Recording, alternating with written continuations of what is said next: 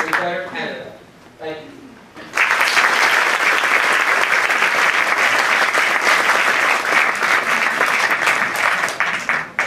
Thank you, Brian. Our next speaker is Nathan Cullen.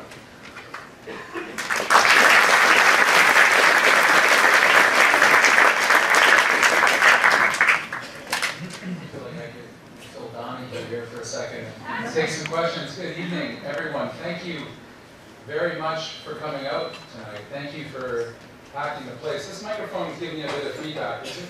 Yeah. So I'll try to find some place where we don't blow out every hearing aid in the room. That can help. It's boy oh boy, you folks are a beautiful crowd. This has been happening. You should know this. This has been happening right across this country. And we as candidates have been going place to place and coast to coast to coast. We've been finding that we have to pull out more chairs. We have to book bigger rooms. We have to find more space for the people that want into this conversation that's going on right now. I'll also say something that we don't often talk about, maybe because it's hard to talk about. When I'm in front of rooms of New Democrats across this country, we're feeling two emotions, at least two, all at the same time.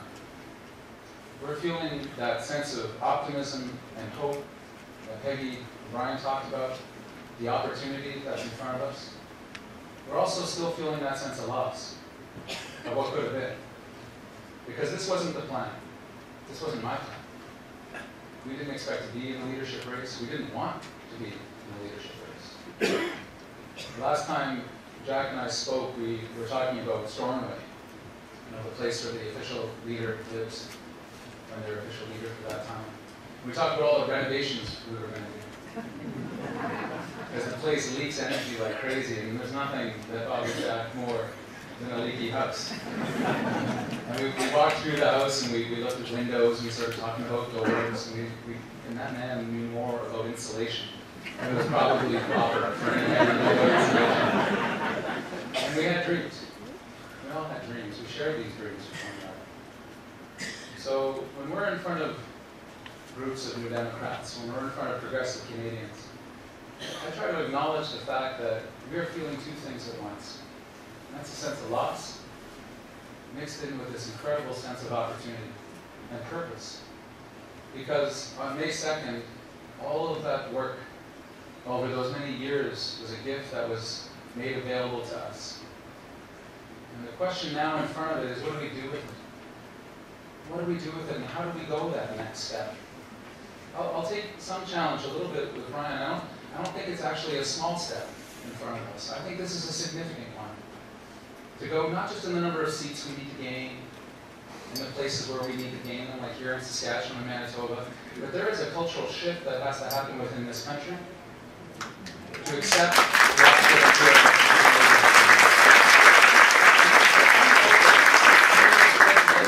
against our values are significant. But we have for many years said that values that New Democrats hold dear are Canadian values. The values around caring for one another.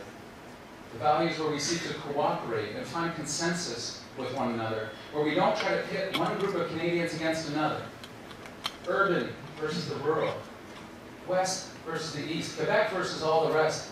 And the shame that we have in a government right now in Ottawa, the current regime, seems happy, almost gleeful, when it's using those wedge politics, when it's pitting those issues and driving them in hard, and focusing on finding ways to pit one Canadian against another.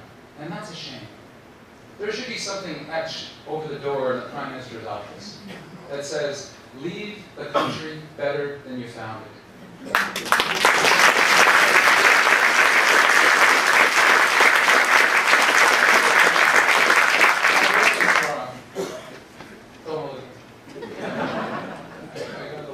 And I moved out to British Columbia for the soft life. But then I decided it was too soft, so I moved up north.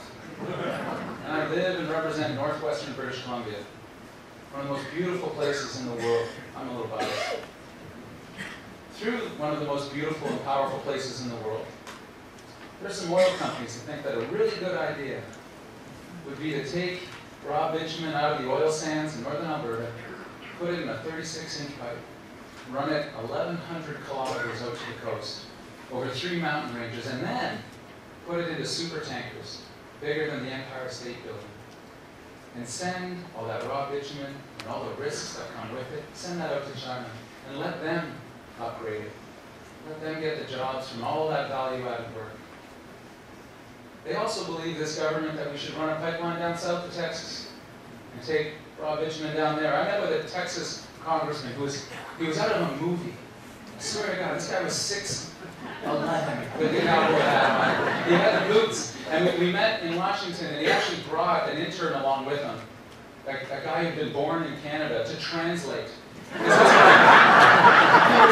a Republican Texan, right? He said, they told me I was meeting a lefty from Canada.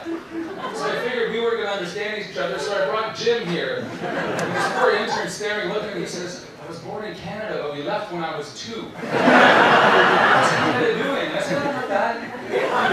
We sat down and we had a great conversation about energy, and about sovereignty, and about what's important.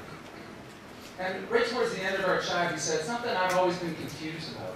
He said, is your government actually in support of this pipeline? And I said, more than in support, Congressman.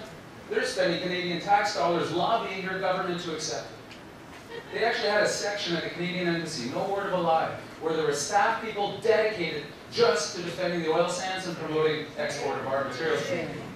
And he said, that's wild. That's pretty interesting. He used more colorful language. And he said, because I want you to know this.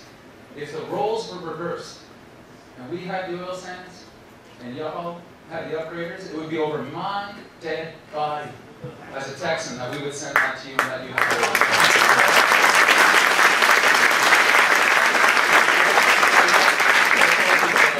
look, we can do politics differently. We can do politics better. We got to walk this talk. We got to believe in it. We got to show Canadians that we are prepared to be the next government. I am so pleased with this room. I am so pleased with the enthusiasm. And we're going to win seats in Saskatchewan and more in Manitoba. We're going to form that government, and we're going to do it together. Thank you very much.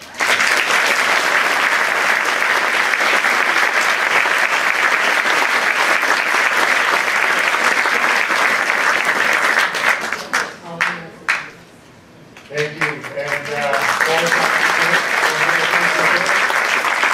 And this is great to see people wrapped around the corner and up in the galleys and standing room only. You know, all of the people who worked for this party for so long would be proud of this room, would be proud of what we've done, would be proud of May 2nd, but also very concerned, as we've all talked about. We've got a hell of a job in front of us, and frankly, the only way to do it is to do it in some ways the old-fashioned way, and that's through grassroots politics. That's about connecting with people right across this country, right across this province. And we know how to do it here, don't you? It is. I remember in 1991 being in Weyburn, I was asked to volunteer to do an EA in Weyburn. And of course, when someone asked me to volunteer in Weyburn, I got up and got out and as fast as I could, because I wanted to go to the cradle.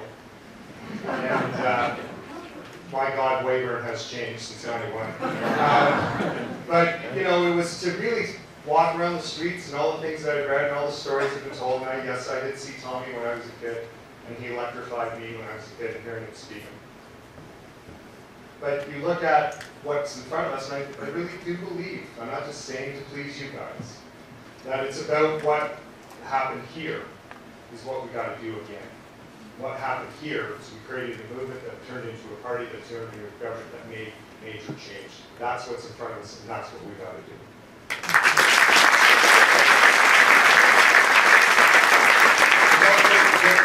Doing that, and I'll talk about that in a second.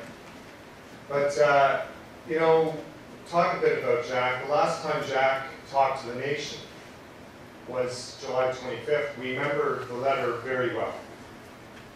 And I remember, as you all do, that July 25th press conference.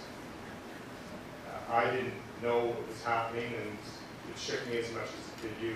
And he read his statement, and he told us what was happening with his health. And then he went off the script. And he said something very simple, very profound, that stuck with me since then, and certainly through this leadership contest. And that is very simply that we have to take better care of each other. And you think about that for a moment. We have to take better care of our neighbors. We have to take better care of our seniors. We have to take better care of our young people. We have to take better care of our planet. We have to take better care of our reputation abroad.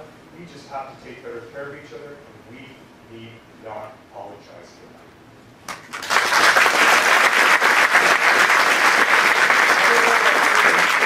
For a long time before people have put out ideas and said, you know, we do have to build a better healthcare system. It's not about your 6%, Mr. Harper, which I don't believe anyhow. It's about we have to innovate. We have to talk about ideas. We have to put things out in front of Canadians and say, there's a better way, there's another vision. And this whole politics of dividing people, as was said by Nathan, of, you know, one region against another, communities against each other. Reject that and say there is a better way. November 11th, I was in Iroquois Falls, Northern Ontario, with Charlie Angus. And we spent Remembrance Day together. And we were sharing a hotel room that night. And he had just come back from out of